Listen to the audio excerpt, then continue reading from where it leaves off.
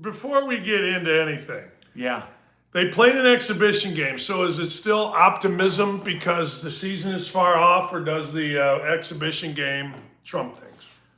I think it's optimism because Anthony Richardson looked pretty good, and I think it's not optimism because almost no one else did. This is a roster of mediocres, at least after one preseason game. What'd you think? I thought Richardson was fine. I'm not going to jump up and down either way. I mean, he threw one off his back foot. He threw an interception. I saw Pagano blamed it on whatever. I don't know. To me, I always look at things like this, and this is really stupid, but kickoff. Whoever the guy was back there decides he's going to run it back. What are you doing? Come on. And then we didn't see him for a little bit. The rookie Downs got in there, and that was good. But I don't know. I don't know. Before we get deep into it, let's remind people that if you want to win an Anthony Richardson alternate jersey with the stripe down the sleeve and all of that, all you have to do, you have to subscribe to this channel, subscribe to my channel, Kent Sterling, and send me a DM so we got someplace to send the jersey. Like this video too. It's just the nice thing to do. Yeah. All right. Yeah. Let me start with this because I'm curious because you're out there every day. Yeah. So yesterday, or maybe it was today, it was announced, hey, look, Jonathan Taylor, who, by the way, is working and getting better out of state. It's not even off-site anymore. It's out of state now, I read.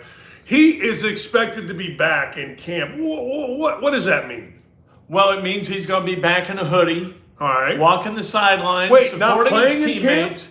Not until the medical staff clears him. Which medical staff? Who's Colts. got it? Colts. Ultimately, so people have asked me, and my answer has been, ultimately, it's the job of the Colts staff to clear him. Yes. It doesn't matter what Dr. Vinny Boombatz does over here in Jeffersonville, Indiana. It matters what the Colts That do. would be a bit of an upset Right? if he was being attended to in Jeffersonville.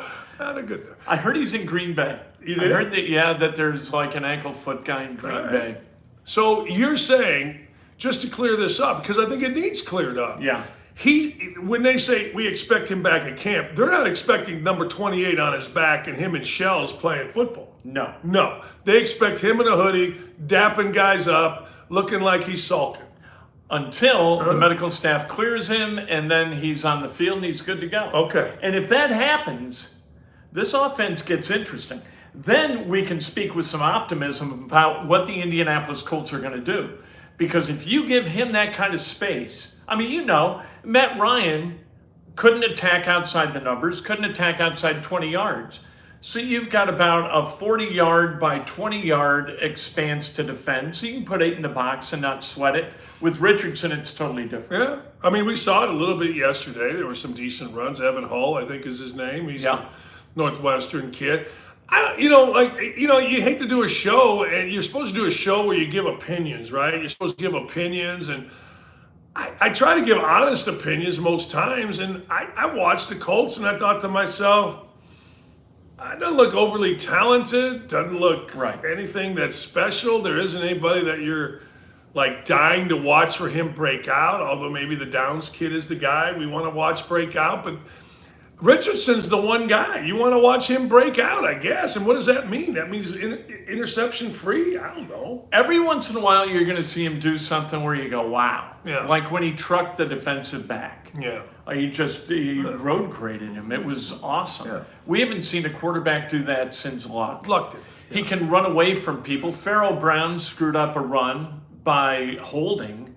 And Venturi said exactly the right thing Rick did. Said, what are you doing? You don't even have to block the guy. Richardson's going to make him miss. Right. Let's go. So those things, you kind of hold your interest until Wednesday when the Bears come into town, and then Thursday, and then we get them Saturday night, and Gardner Minshew's going to look like Joe Montana again. I'll say this. I said this to you before. When I watched the Detroit Lions and the Bears or the Colts play last week, or last year, I remember walking away going, all right, either the Lions are much better than we think or the Colts stink. Because those two teams, and again, I can't quantify it. I can't say why I thought that. I just did. Those two teams looked the same to me. They didn't, like one was not markedly better than the other. And I'm curious with the Bears because there's a lot of talk, right or wrong, about Justin Fields and Claypool and the Bears and DJ Moore and all this kind of stuff. So the Bears are at least considered a fairly talented team. Every year we go through this with the Bears, and we did when we were growing up, and we grew up Bears fans. Oh, it's Wally Chambers, and my God, they got Roland Harper in the 17th round. Bob Avellini, Free Bob Avellini. I watched him pitch in Little League. He was in 1970-something. He was a pitcher for Maryland. Bob Avellini was in the Senior League World Series at my Little League, Junedale Little League. I remember the name. Really? Yeah, I remember the name. And all of a sudden he comes from Maryland to quarterback the Bears. I'm like, wait a second. I got out my little programs. I kept everything. I'm like, yeah, there he is. It was like, I think 72 or something. I was like 10 going to the Senior League World Series.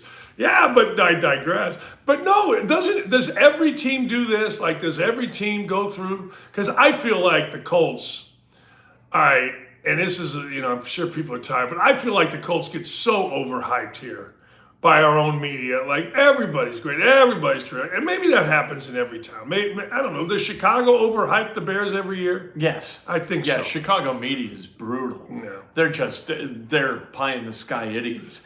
I'll tell you this about the Lions compared to the Colts. The Lions are an enthusiastic, energetic team, and the Colts are not.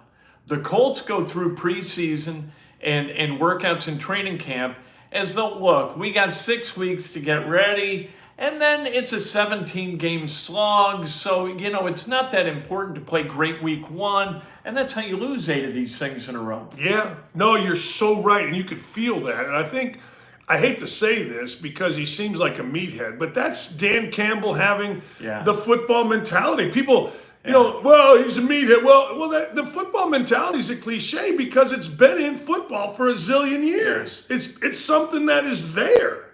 Energy you can control, and energy is going to every once in a while win you games. I agree, and I've always felt like, and you can tell me I'm wrong, but to your point, a couple of years ago, we don't need OTAs. Remember that? We're going to cancel OTAs. You know what? It's not. If I hear this, we got your back, Coach. Oh God, I'm gonna. Yeah, how'd that work out? I'm gonna throw hands if I hear this. Well, it's a marathon, not a sprint. Yeah. Suck it. It's a marathon, not a sprint. Are you crazy? Brian Haas is giving us all of the cliches. We're only one game away from Michael Strawn to break out. Ogletree is the future. Mr. August, Mike Strawn. Oh my God. How did he look? Well, he made that one really good catch on a Minshew throw where he kind of climbed the back of the DB and grabbed it. Other than that, what he can do and what Richardson is really good at, and they didn't do, and maybe this is kind of the playbook nonsense with preseason, he is really good at throwing back shoulder outs. You're talking about Mike Richardson. Strawn. Yeah, Mike Strawn is really good at going and getting a back shoulder out. Then he should play. Keep that in your pocket. Then he should play. Yeah, he never does. No. I don't know what the... if you're 6 foot whatever, you're athletic, you're really fast. It's unbelievable he was still there on the board. Then you should play. Seriously. I read this stuff that everybody tells me, like that Nick Cross is even on the team this year. Last year, he's the greatest and can't believe we got... Then you should play. Yeah. Did I say star? No, I said play. He played a couple of games, and then Ron Miles, the position coach, was like, we're done. And I'm not getting fired over this kid. Right. Yeah. That's all I'm saying. If these guys are so good, and all our little children here in the media write about them, they should at least get in game. Yeah. Is that too much to ask? It is not too much to ask. And I get... Again, it's a little bit about it's a marathon, not a sprint type of philosophy. Sitting guys who are capable of playing, but you just don't want to expose them to, they've got kind of an ache or a pain. You don't want to expose them. There's no point. Well, then why start camp at this point? Why play 3 of these damn things? There are teams not playing any starters. Like the Bills, you were going against a JV on Saturday with the Bills, most of them. Tannehill's not playing for the Titans. Tannehill, it's going to be Malik Willis, and it's going to be Will Levis. That's who's playing for the Titans. I was just reading about him today. Mike Vrabel doesn't buy into all this shit. He's like, I don't care. I don't want anybody hurt. Of those guys, he ain't playing. So I'm with you. I don't like it. You should build the preseason to get your team ready to play, not to sell tickets, not for any of that other happy horse shit. Let's get after football in a way that makes sense to prep your team. Yeah, but maybe that's the way he thinks it. Maybe that's the way he thinks it's the best way to prep their team. Don't do this. Don't do the 6 weeks. Don't do the 3 games. Who wants to watch preseason football after the second game? Nobody. I'll be honest. You're scratching your head thinking, what am I doing? I was out of town. Yeah. So this morning, I got home and I wanted to watch the game before I did my show over here. I got bored in about 20 minutes. I'm like, who wants to watch this shit in 20 minutes in? This is so-and-so, and he was on the practice squad last year, but he's no, I don't want to watch that. I wanted to watch Richardson. I will say, I wanted to watch, and he looked great in a uniform. I wanted to see what he looked like. Did he look littler? Sometimes Colts jerseys make you look smaller.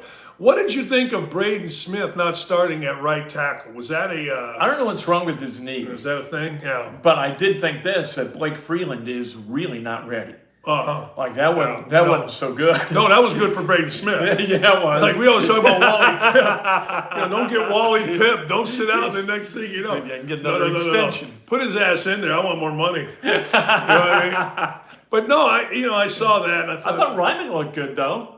Yeah. Ryman was like, all right, I'm sorry. Hopefully he's the starting left tackle for years. Yeah. Right? Or we got to watch no Pryor pressures. Again. Yeah. I don't know where he is. I think he's in Jeffersonville, Indiana. I think he's down there. Getting his knee looked at? Yeah. Getting his ass looked at? What are you doing? Look at my ass. What? Like, I would agree with you on something. I think that you have to defend more of the field with Richardson. And I do think, in theory, that should open up some running lanes for the Colts. Now, here's the other question. Just because you are cleared to play, are you going to be the same if you're Jonathan Taylor? Are you going to have the same burst? Are you going to have the same? Are you going to be the same?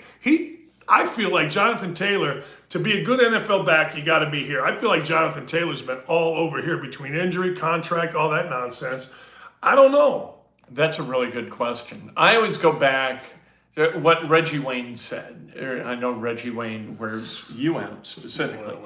But what he said about being healthy, he's like, look, I haven't been healthy since I was a rookie.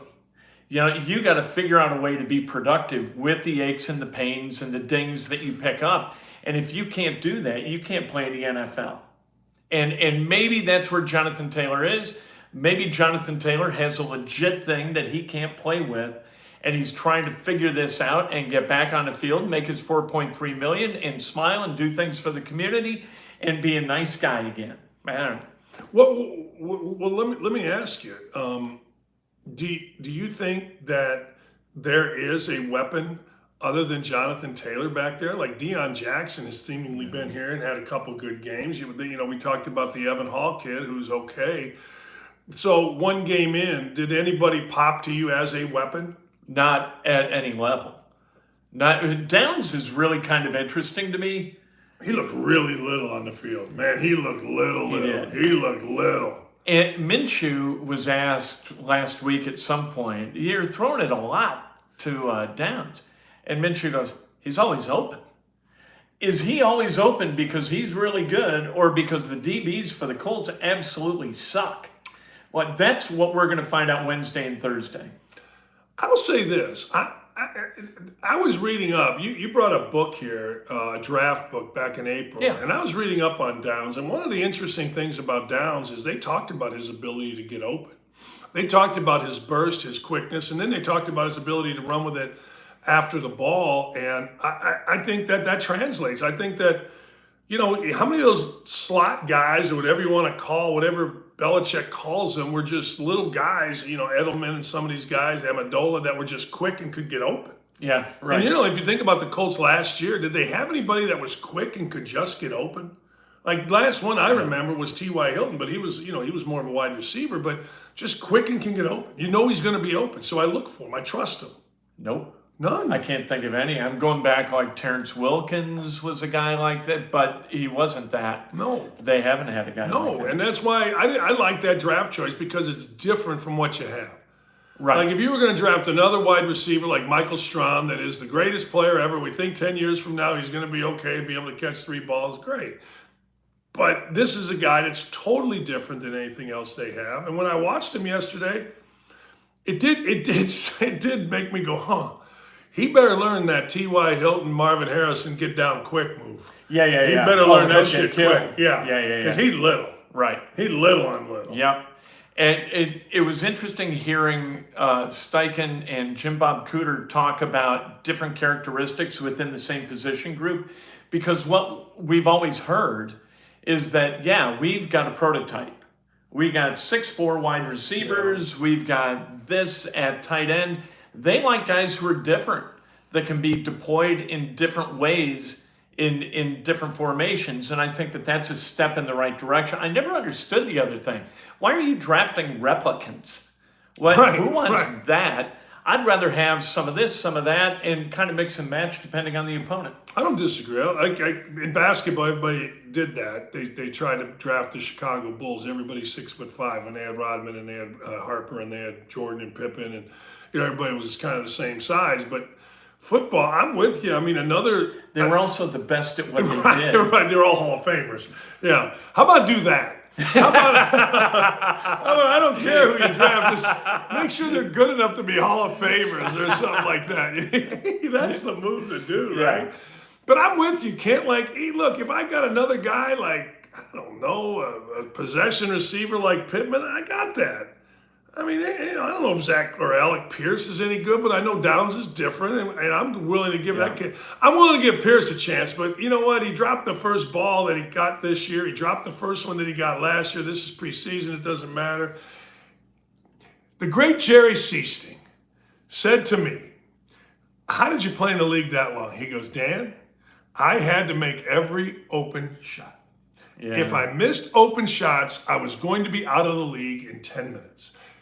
Alec Pierce, you gotta catch every catchable ball.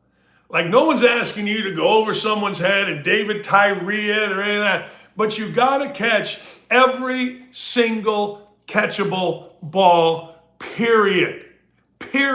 Let me bring this down to stereotypes for a minute, because I was thinking about this week. He's from Glen Ellen, Illinois. Yeah. White suburban kid from, Glen Ellen, Illinois. Yeah. In the NFL, there's something that just doesn't feel like it's synergistic there. Am I wrong? Depends. If he starts catching the ball, you're that'd wrong. Be good. Because Jerry Seasting, Martinville, Indiana. Yeah, all right. That's why I'm saying, unless you're going to be in basketball, I don't know, LeBron James or one of the all-time best, or unless you're going to be in football, DK Metcalf or one of those, you got to do your specific job. You have to be trustable. Yes. And if I throw Alec Pierce the ball and it's a catch, I'm not talking about it's short and you knock it down. I'm not talking about that. I'm talking about a ball where my hands are up before your hands and I get my hand. You got to come down with those balls, period. Because, well, frankly, that's why you're being paid. You're not being paid to block. And that's a 7-point swing. In that game, nobody cares about the result of a preseason game. Except 7 points in a regular season game is going to cost you over and over and over again. You can't do it. You can't even, you have to be, what did I lie to Lee about when I was trying to get her back? I said, hey, I want to be part of the solution, not the problem. I'm just throwing shit out, you know what I mean? But, dipping in the big bag of coaching cliches. Yeah, just trying hard. So, if you're Alec Pierce, you can't be part of the problem that leads the other team on a 7-zip run. Yeah. You can't. No.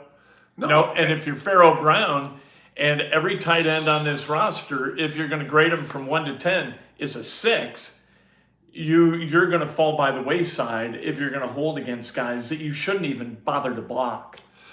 Yeah, you got to be kind of smart. You got to have game and situational awareness. And that's not always the clock, or that's not always the down and distance. It's to the point that you and Rick both made. You got to know that he's going to outrun this guy anyway. Right. I mean, show your hands.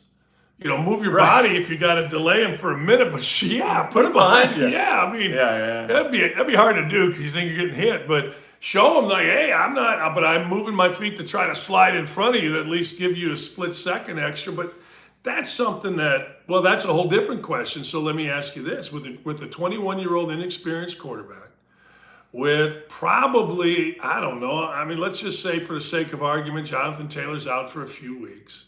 So inexperienced running back, inexperienced at wide receiver, except for Pittman. Really, I mean, I know that, Mo Alley Cox is just the greatest thing ever because he played basketball and blah, blah, blah. But you got inexperience there. How smart can this team be? Like, can this team be smart? How important is smart in football? I think it's pretty important. I think they got smart guys. I think they value smarts.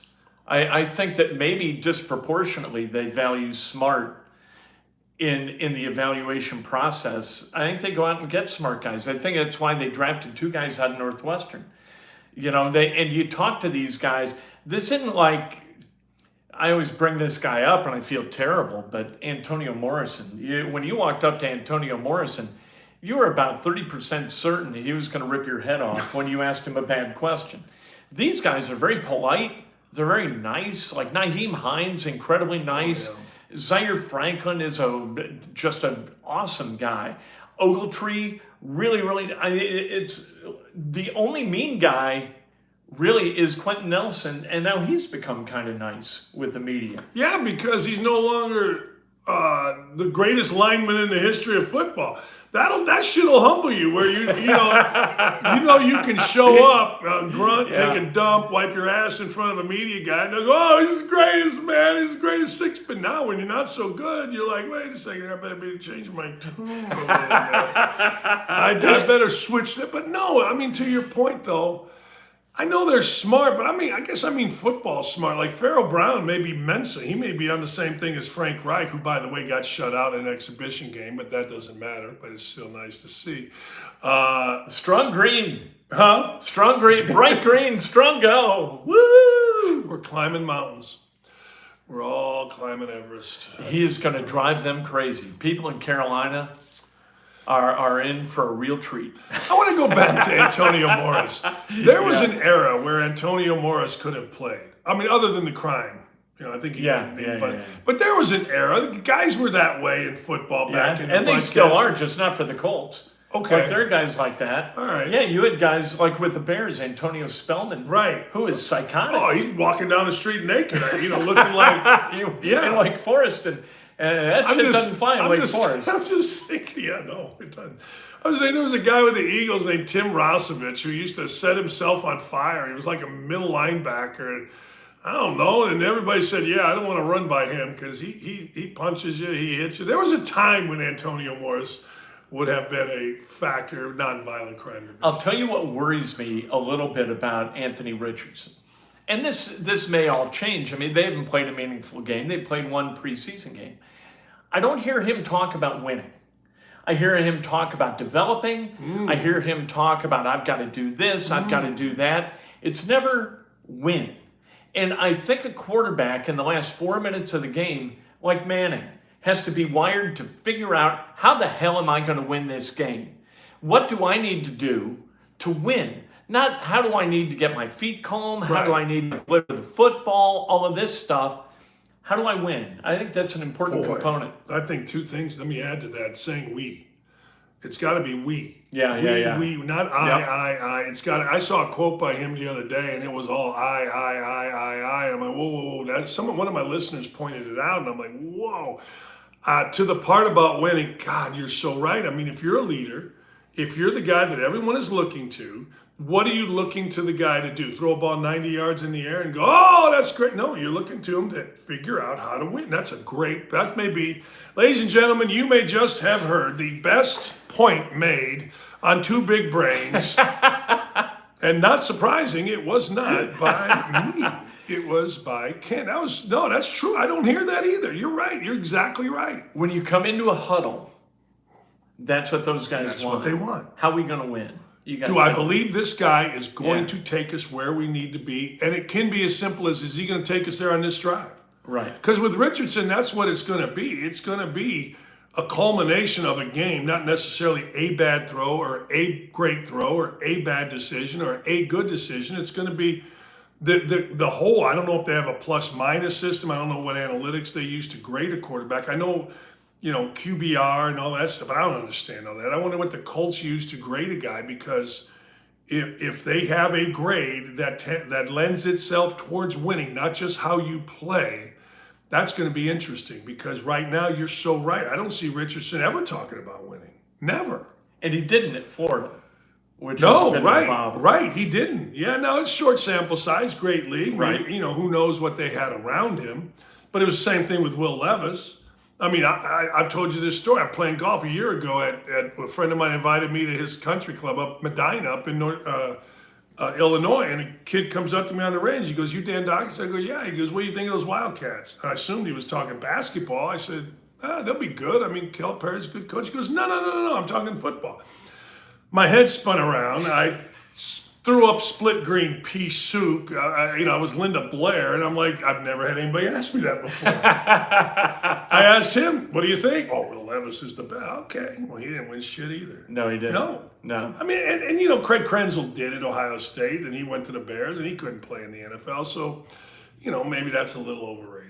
The other takeaway from your story is you do not accept invitations to goat ranches. No, no. You want Dan Dawkins to show up. It's not to Lake Bluff Golf Course. It's not to some muni. No, we just did. My brothers go, "Hey, we're going to play up in Innsbruck," which is our goal. All right, Gary Cut. And then I go, "Where else are we playing?" "Well, we're playing Briar Ridge." I go, "That's perfect.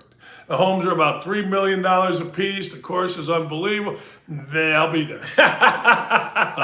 It used to be South Gleason, North Gleason, Turkey Creek. No, not no more. No. As the great Jay Billis said, "I need no more friends that don't have private planes." I keep looking for those. I keep hoping. Going to Wolfie's and meeting people. I'm like, "Hey, so where do you live?" "Oh, we live like 7 blocks in." I'm like, "Hey." No, you know that big house there right on the water? Yes, That's I do. Hey. Yeah, we drive by the one out here on the lake when we're on a boat. We honk.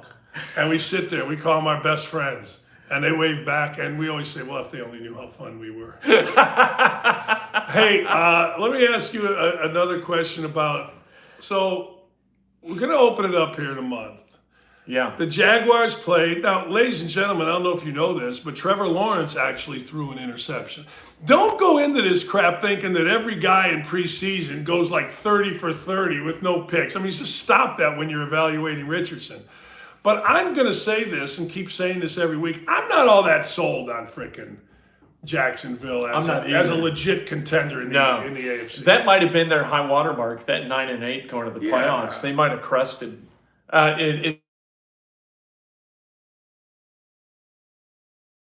They, meaning the Titans, I didn't realize this, maybe I said it last week, but they had to lose 6 in a row to go for Jacksonville to go to a playoff game. Yeah. They had to lose 6 in a row. They didn't trust that Malik Willis, so they brought in Josh Dobbs to be their quarterback for one game.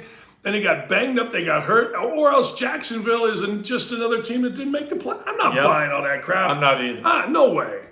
This division is there for the taking. If the Colts played like the AFC East, this would be really difficult. The kind of calculus to get to the playoffs would become like a Venn diagram that just with no solution. Yeah. But in the AFC South, they could get that done. C.J. Stroud did not look good. No, he didn't. Whether that matters or not, I don't know. He's going to get better. I mean, he's an Ohio State quarterback, and Ohio State quarterbacks habitually suck. So, who knows? Not all of them. Who's a good one? I'm trying to think. Rex Kern? I didn't want to make the blanket statement and have people like, hey. Yeah, Art. Oh, he was good. Art, yeah. I told you, I already talked about Craig Krenzel. Who's the Heisman Trophy winner? Troy Smith. Yeah. Is he the most nondescript Heisman Trophy winner of the last 30 years? Just about. That's good. Danny Werfel. Oh. Aiden O'Connell had the best performance by all rookie quarterbacks. Yeah, he did, Chuck. He was really good. About time. And then he was misidentified on the NFL Network as having gone to Penn State. I was like, what in the hell are you... What's the matter with you? Respect for the Boilers. Yikes. Come on. Damn right. All right, so we don't like the Jaguars. We do not like the... Titans, I really don't like, and I hate the Texans. I'm going to have bet, no talent. if I gunned ahead, would you take the Colts, Titans, or the Jags to win the division? Jaguars. I would take the Jaguars by default. Anthony Richardson's really got to figure some stuff out, and Jonathan Taylor's got to play. Because you win with greatness. You win with elite level talent. And this Richardson has the potential to be one, but he's not yet. Taylor can be. Buckner's not bad, but you can't have your best player be a defensive tackle unless you're the Rams. Well, let me ask you this. So you've got Hopkins. You've got that rookie Burks, who they came on at the end of the year for the Titans. You've got Derrick Henry.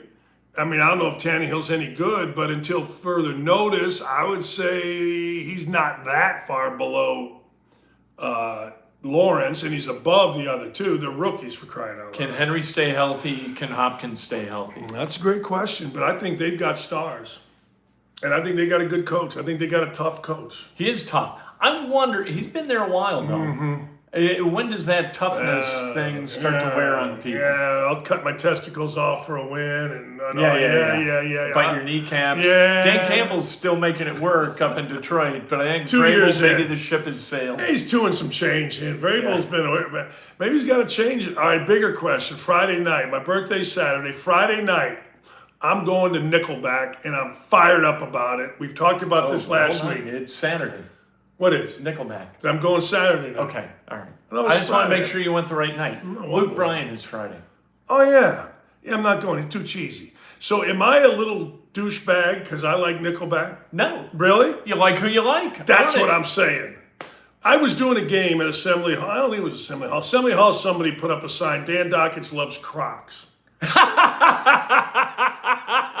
didn't know what that meant. I didn't know if that was good or bad. I don't own Crocs. What does that mean? Is that bad? And it was. I assumed it was to be derogatory. And then I got one at, I think it was at Michigan State, Dockets loves Nickelback. And I'm like, well, yeah, dude. What's not to like about Nickelback? What's the problem? Maybe the Crocs thing was just an effort to be confusing. It worked. Sometimes you'll say things that could be a compliment, could be derogatory, and you're just Do you not own sure. Crocs? No. Crocs are those plastic shoes with holes in them. Yeah. Really Yeah, comfortable I don't at want those. Oh, I don't want those. No. No. So Nickelback's okay. Nickelback's fine, dude. Whatever music you like. If Karen Carpenter came back from the dead, I would go to Ruoff to see the Carpenters. That's how big a douche I am. So look, the Partridge Family's first album was my favorite album well into the 70s. This is terrible. No, I get it. I do. I remember. But I own it. I remember liking the Bay City Rollers. Saturday night. SATURDAY. Night. SM. And then the Franco family had a hit. Love is a heartbeat. Heartbeats of love. And when me. Yeah, so I don't feel so bad about Nickelback. I don't know. People have been on my ass. They're like, you're going where? I'm going to Nickelback, and I'm kind of fired up about it. I've never gotten more social media cred than when I went to Pantera, and people were like, man, you think Pantera is cool? I liked Pantera. What's they Pantera? were fine. They're metal. Oh. Lamb of God opened, and then Pantera. And it's boom, boom, boom, boom. It was good. I liked it. And the people were very nice. I'm more into like the crowd. Yeah. If the crowd's positive and they enjoy it, I get swept along. Yeah, one of the things about going to my favorite concert is Kid Rock, and I've never seen so many big girls giving the finger to people or wearing shirts that have the finger. I mean, it's like giving the middle finger is like a staple. Seriously, it's like a staple at Kid Rock concerts. I don't know. And Toby Keith, which was the first date that Lee and I went on, it was a great crowd. It was all cowboy boots and women that had re-racked and hats and tight shirts and I don't know. Happy people, good night. Yeah. Angry people, ooh. Nobody was angry at Kid Rock. It was just like what you were supposed to do. Yeah. Like you were supposed to, hey, we're flipping everybody. I don't know. I had a great time and I didn't really flip everybody off, but I don't know. But you like who you like. We're old enough to never have to apologize for having a good time. Yeah. And if you go to a concert and you don't have a good time because you feel shame about liking the band, this is a problem. I only went to one concert and I left early, and it was Steve Miller and Peter Frampton. And I looked at Lee. I go, hey man, jet airliner comes on. We're gone right after. It wasn't bad. It was just I was kind of bored. I don't know. I saw Steve Miller back in like 1979, and he got like 8 songs in. I was like, who is this guy? I had no idea who he was. I didn't know what Steve Miller looked like, and he played nothing but songs. He played all the old stuff, and then he started playing Jungle Love and Jet Airliner and all of that. Abracadabra. That's the worst song ever. I won't go to see Steve Miller just because that song's awful. Oh, man. Well, I know. And you know, it's like I went to Zach Brown. Everybody loves Zach Brown. Oh, Zach Brown's the greatest. I told you my story. I'm trying to date Lee. Lee goes, wait, do you like Zach Brown? I want to go to a concert. I go, love Zach Brown. Never heard of Zach Brown in my life. Love him. Let's go. I'll get the tickets. Had to look up who Zach Brown was. Go to Zach Brown's show. It is great, except in the middle of the whole thing, they're sitting around and they're just jamming like we're around a campfire. And everybody's oohing and on about the great guitar player. And I'm like, I don't give a shit about the guitar player. I want to hear Toes in the Sand. I want to hear some shit. I want to hear something I know. I don't want to hear the other I'll give you one. And he'll be here for Farm Aid with the band. Nathaniel Rateliff and the Night Sweats. They put on an awesome show. They are really, really good. Thank you for the happy birthday wishes. It's Thursday. I'm also going to go to. I'm going to go to some Queen show at Conner Prairie. It's like, oh really? Yeah.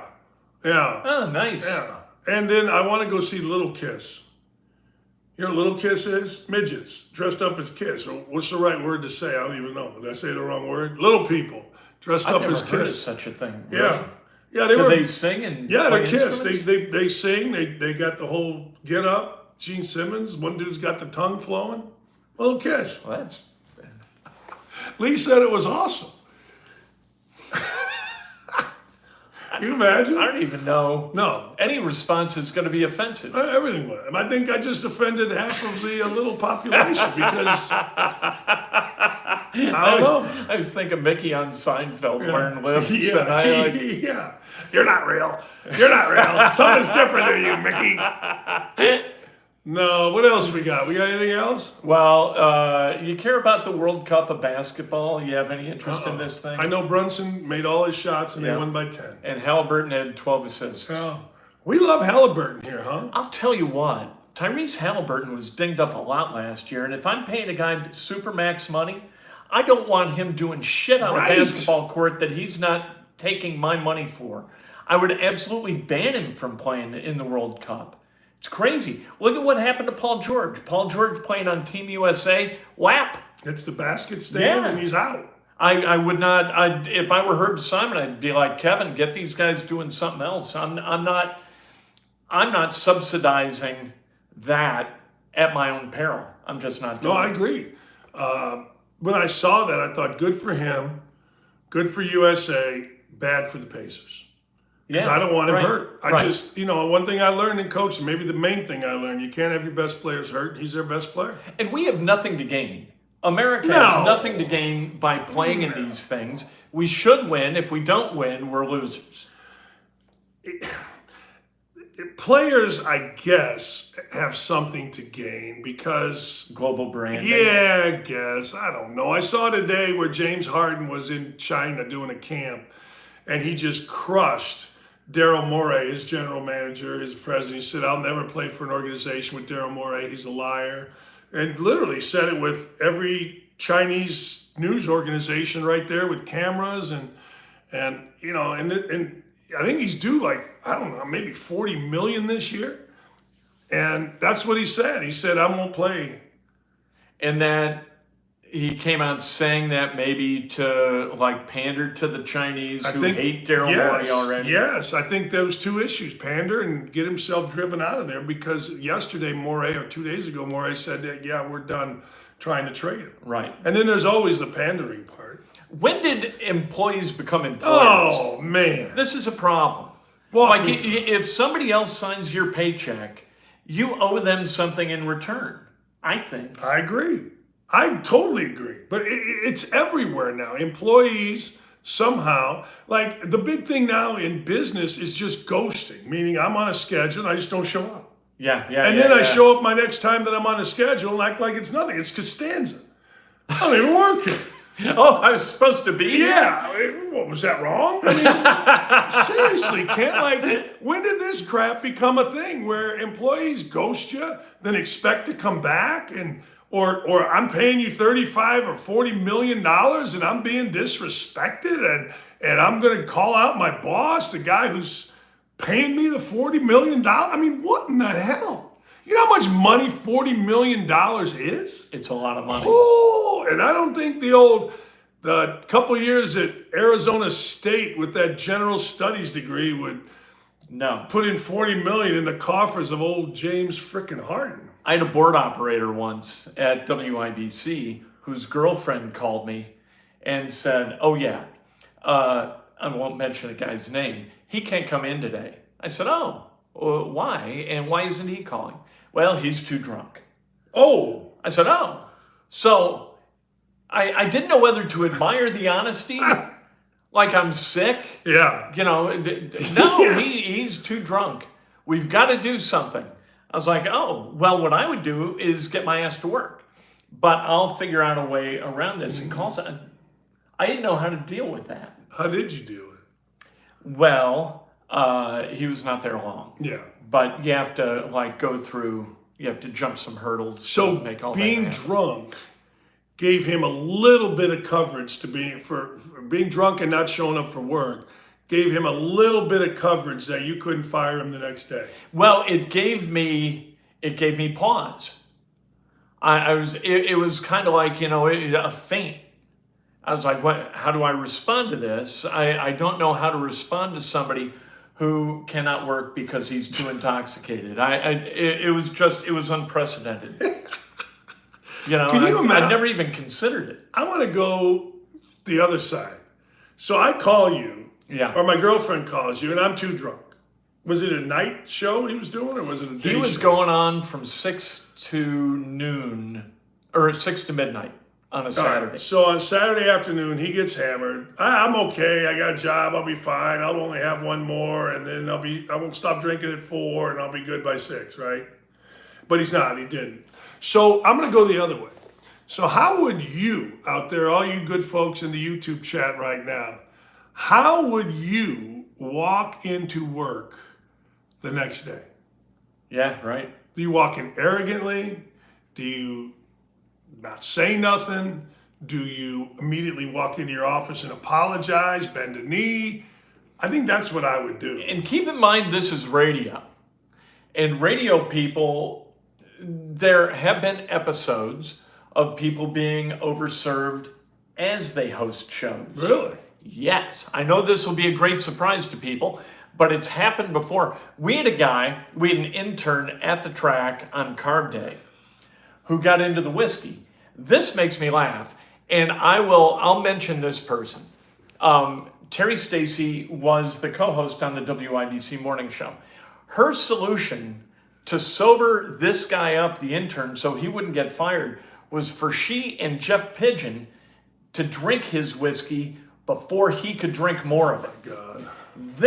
That's how Terry solves problems, and that's why Terry is beloved among people who worked at Emmis and who know Terry Stacy. I don't think she'd mind me telling that story. She is beloved. There's another situation. The guy's so hammered, you go good cop, bad cop. One guy distracts, the other one pours the booze out. That would have been a solution too. That would have been. Not a good one, but that would have been. Let's drink what he's got before he can have more. Yeah, we can handle it better than him. Yeah. As Pat McAfee told me when he had his episode allegedly in the canal, Bill Polian pulled him in and said, "Pat, don't drink brown stuff. Only clear and only beer. The brown stuff will make you crazy." Namath said the same thing. Did he? Yep. Brown, crazy. In fact, it's so funny. I almost filled a flask because I knew we would be, having some beers on the course, and I have a flask, and I think I'm cool now that I got a flask because I got one at a golf outing, and I've never used a flask ever. But I thought, you know what? Maybe I'm going to put something in this flask, and then I thought to myself, anything I put in that flask is going to be high alcohol. My son, my nephew, my brother, and I, we don't need that. So I didn't fill the flask. Because I'm thinking, if you go to a course, you can have a beer or 2 or 10 or whatever you want. I don't care. But then you're on the hook for the behavior of others, and you don't want that No, and then I responsibility. got, hey, give me that flask. And I'm like, I didn't want to be that. I didn't want to do that. I didn't. I mean, like I told him, like, hey, we'll get beers. We'll have 100 of them. I don't care. But I'm not going to be whipping out the bourbon in the middle of the golf course watching you puke up. I wasn't going to do that. I've seen that happen, and that's no good. With a father and a son. And that's like, is this really where this is how you want to spend a morning? My son and I, my brother and his son, and the 4 of us don't need any fuel to argue. All right, Andrew. He's outside. So here's the other day. Yeah. We're playing for too much money. It's the last hole. It's me, my nephew, and my son. And we're playing a game called 5-3-1, which is if you win the hole, go ahead. Does Andrew have too much money, or are you going to have to cover Andrew? No, I cover nobody. If they play, they pay. All right. All right. So Pete's killing us, my nephew, crushing us. And Andrew's getting beat, I'm getting beat. And we're on the last hole, and stupidly I was giving him a stroke. Anyway, so it's par 5. Pete's by the green in 2, but he's in a shitty lie. The grass was high because it had been raining. So Andrew steps on the ball as a joke. All right? Which means that Pete gets to now take the ball and puff up his lie. Pete knocks it to 6 feet, knocks it in the hole, which doubles all bets. And I look at Andrew and I'm like, that's really stupid. Right? Why are you doing that? That's really stupid. I go, that's not only your money, it's my money. And what, he had a good shot? I'm like, I don't care. I saw the lie. It was shit. He wasn't going to get a birdie. He may have beat us, but we weren't going to double this up. But he got to puff it up. And I was the dummy. It was. Where do you stand on that? Well, here's what I'd be worried about had you filled the flask. Right. Is that in your anger, you'd taken a shot. You'd have like, all right, come here. I'm going to get my $150. No, what I did was, that was the last hole. I bitched, he bitched back. We drove to the parking lot. Thank God my wife had driven up from Indy. We were going to the great Bill Parks' daughter's wedding. I got in her car and I left. Diffused the situation. By the time we got 2 miles down the road, I didn't care anymore. It's going to come back up. You've got to, this has got to reach a finality somehow or another. It did when they just got their ass kicked yesterday. Oh, really? Oh, I had a 40-foot birdie, which doubled everything, and it was just chaos. As long as there was vengeance. There was such vengeance. Nice. And then we made them play until they couldn't see, and then Tom and I, my brother and I, both birdied the hole, which doubled it again. So there'll be some Venmoing. There'll be, oh, look at that. Mikey Mendez, drunk or high, I'll be at work. What's he do? I hope he's not a surgeon. I hope he's not a heavy equipment guy. No. Iron worker? Oh. Oof. All right, we got 165 or whatever it is. You got to subscribe right now. Everybody, subscribe right now. It's polite. It's polite. It is. It's the nice thing to do. And hit the thing. He's a school bus because driver. if you subscribe, like Otto. He's a school, Otto on The Simpsons. If you subscribe here and subscribe to the Kent Sterling channel and send me a DM, you got a chance to win an Anthony Richardson alternate jersey. Yeah. How about that? Which I'm buying out of my own pocket. Wow. Which is crazy. I should have called the Colts. I'll pay half. No. What are you talking about? No. We need another show this week. We'll figure it out. I buy a jersey because I thought, well, that's cool. And then I thought, what am I, 12? And I thought, well, I'll give it away. You know, it's that kind of thing. It's just not that cool once you figure it all out. It's not. I'd look like and old guys. If you're an old guy, please, for the love of God, if you're going to wear a jersey, leave it untucked. Oh, God. Do not tuck in the jersey if you're an old guy. And if you're a young guy, you know not to do it.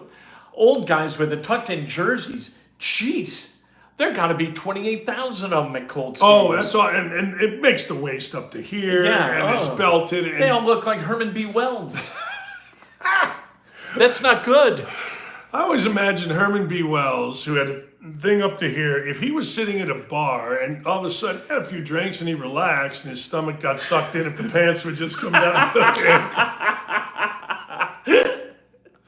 I always wondered, yo, Herb, Has Kent had the Moondrops Lemon Shake-Up? I think he has. I did have a lemon shake-up. It's awesome. That's pretty good. Really good. We got to get back over Yeah, there. let's do that. That's awesome. Yeah, let's go see my We had a boy. great time. Oh, I love that guy. I'm wearing a shirt today. I couldn't find a shirt, and I was like, hey, we'll promote Moondrops. There it is, Moondrops, 738 West Broadway, Fortville. Give it a try. You'll like it. Nice. Perfect way to end. See you.